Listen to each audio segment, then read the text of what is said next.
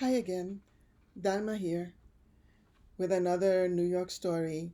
This one's a little different. It's told from a man's perspective. I don't often do that, so I hope it works for you. Okay, it's called The Prize. Carlos turned away from her and onto the track without comment. He had a race to run. He couldn't deal with this now. He heard the coach's voice, as he always did before an important run. And this was the championship. He shook his head to rid himself of all extraneous thoughts. Focus.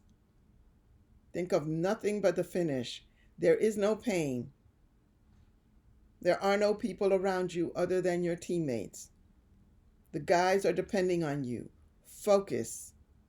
There is only the finish line and your win. This was the 4x400. He had been working for this all year. Nothing else mattered. Focus! Carlos went down to secure his laces. He jumped up and down and felt the blood rushing in his legs. He assumed the position. Focus! Think of nothing else.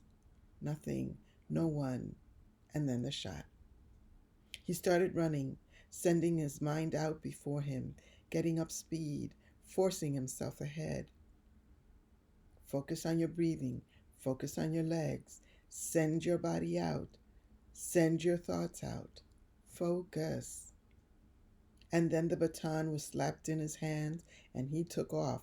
He swung his arms, cycled his legs, and sped forward. His brown legs pumped. He was a hunter, alone on a trail of a prized, fleet feline. He knew his prey and loved it. And then there she was in his head, Laura, her auburn hair shining heavy and shot with red in the morning sunshine. He remembered weighing it in his hands, brushing it with his lips under the cover of night. He pushed himself. Legs strained, became a blur, a wheel of motion. He could feel it in his chest, the burn, the excitement. The cheers from the crowd spurred him on. Her voice pierced the air high above the voices of the crowd. You can do it. I know you can do it. Do it for me, baby, just for me. He felt himself propelled by an inner force.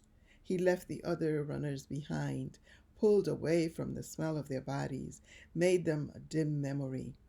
All he could think about was the roundness of her, the caress living in the sound of her words when she called him baby and papito. He was tired of secret places and shadowy corners.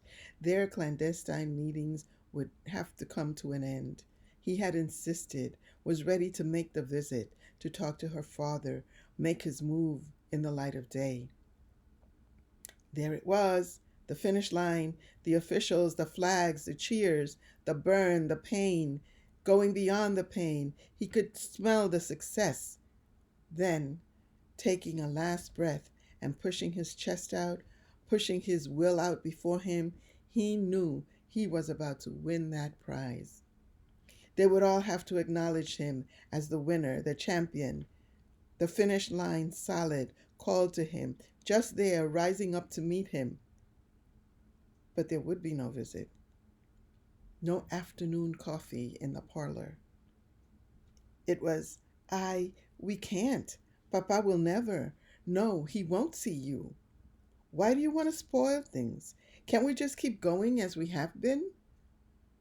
Her green eyes, sad, pained, not determined and strong like his own brown ones. A shaky smile, a whisper, nobody needs to know.